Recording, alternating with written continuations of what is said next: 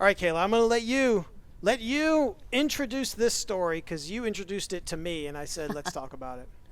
Yes, so this is interesting. As of a couple days ago, Facebook and Instagram are pausing their plans to launch Instagram for Kids, a plan that was fully in draft as of July. So I want to back up a little bit and talk about how we got here because this is Me crazy. crying and laughing at the same I time. know, I know.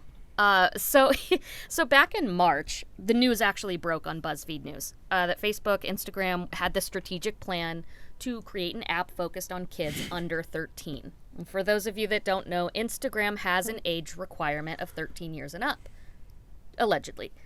And the goals were to cut down on kids lying about their age, to get access to Instagram prematurely, to give parents more of a controlled environment for their children. As you might be able to surmise, this backfired a little bit because by April, child safety organizations, Congress, everyone was already pushing against this move. And they were citing a lot of reasons, mental health reasons, privacy concerns, a lot of things that already plague children that are active on the internet. By May, there were 44 attorney generals signing a letter to Zuckerberg urging him to scrap this app. And in July, Facebook announced they'd be moving forward. Yeah. Now, how we got between July, where it was fully a go, and September, where they are now pulling back, was this is just crazy. So the Wall Street Journal broke news that Facebook was housing documented reports on the negative impact of Instagram on children and teens, specifically girls. And it's just... So Guys, if I don't laugh, I'm going to cry. That's like, can we just pause and just officially crown? I mean, I know there's more to this story, so forgive me. I know there's more. But like, can we just crown Facebook as the Philip Morris of the digital generation? I mean, for the love of God. Yes. This is like candy cigarettes. It's like, God, Facebook, calm down. Yeah. 13-year-olds or sub 13-year-olds don't need access to Instagram. And I know, and here's the thing. I think that you brought this up, and at first I let it go, and then I reread it, and I was just like, I got so many feels about this. And I know. So I don't even know how to contain them all and like my frustrations. Because here's the other thing. The idea here is that this would be a separate like platform, right? At least from what we know. Yeah. So similarly, YouTube has like a YouTube Kids version, right? But let's talk about what lives on YouTube Kids. It's kids programming. The idea that a parent can go use that YouTube Kids app and pull up, I don't know what kids watch these days, but pull up a show that kids watch and just give a kid an iPad. I mean, agree with this parenting style or not? Let's put that on the shelf for now. But just use case. Okay, Right. Hey, watch Paw Patrol. You can watch all these episodes of Paw Patrol, and we know that the commercials on, if there are commercials on, I don't have YouTube Kids, so I don't know, but like the commercials are probably kid friendly, however friendly kid commercials can be, but nonetheless they're vetted, blah blah blah blah blah, right? Yep. So there's a very clear, again, I would say value added use case to YouTube Kids. Instagram, on the other hand, first of all, Instagram completely scrapped, and this goes back to, the ever-changing shiny object for Facebook. Yeah. 2 years ago, Facebook was pushing IGTV really hard. Yeah. Really hard. To the point where I even made, at the end of the year, to say, hey, this next year is going to be the year of IGTV. Boy, was I wrong. I'm never going to bet on a Facebook initiative again like that. Boy, was I wrong. But they were pushing long form. And that because I said, well, they did it before on the Facebook platform to drive video. Now they're just doing that on Instagram to compete with YouTube. So we have long form content on Instagram. And they were kind of killing it because it was vertical. It was one of the few that was vertical. So they were killing it. It was kind of a challenge for creators, but nonetheless, it was very unique. And it was the largest platform that was really leaning in on it. Then they gave up on it. And then Reels came around, and Reels became the shiny object for them. Like, goodbye, IGTV. It's not even at the bottom of your tray in Instagram. IGTV is gone. It's buried in Instagram. So my question here, saying all this is, what the holy hell is Instagram Kids even supposed to be? You know, and there really wasn't a lot out that I could find to be very specific. I know that they were talking about having greater parental control and you know, hopefully it was going to be content for kids and by kids. And I don't know. To me, that sounds like just a monetization opportunity for family vlogger channels to put their kids on the internet and make money off of them, while the rest of kids are just engaging with another version of cyberbullying and other problems. Now, that's just my opinion, right? What I do know from a news study perspective is they had these reports. Instagram, Facebook internally had these reports, which included some kind of grave facts. I'll even put a content. This is something this is an aspect I'm glad that you dug into this, because I didn't even have to see this, but I'd be curious to know.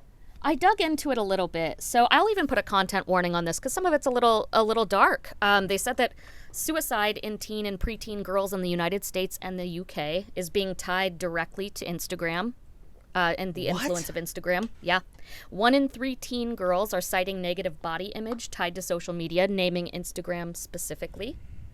And that Instagram was identified as a source of body comparison, wealth comparison, and other lifestyle pressures by children under 13 as well as teenagers. So we've got a problem here. How do we want to trust Facebook and Instagram to build an app for children when the 13 to 18-year-old population using the Instagram app we use now is already in danger?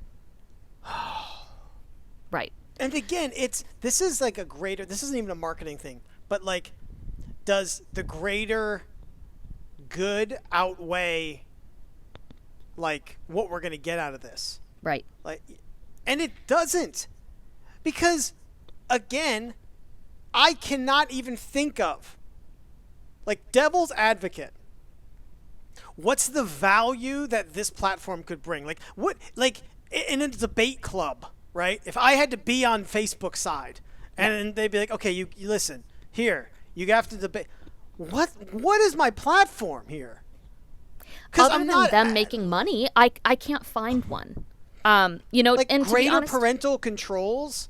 Why don't you just do that on the normal app? Am I fucking crazy here? Like, just do it on the normal app. Yeah. I don't understand. Like, I know. And I do think that Instagram claims to be working on greater mental health support features for the 13 to 18 crowd that can use their app presently.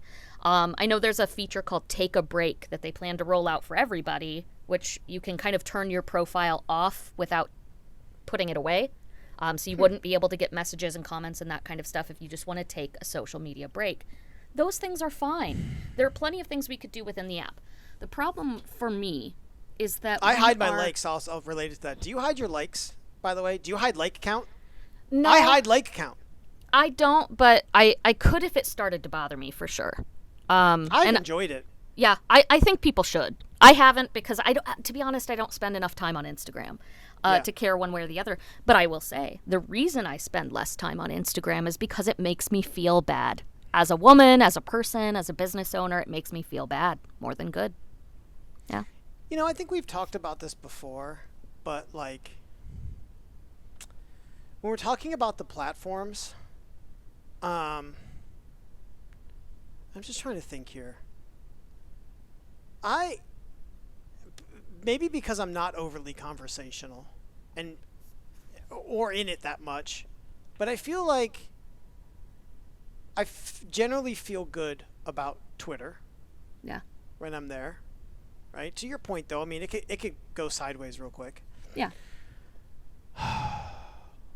LinkedIn is a overwhelmingly, like, braggadocious, sure, but positive place, right? We've talked about this before. Like, yeah, I enjoy a good LinkedIn, right? Yeah.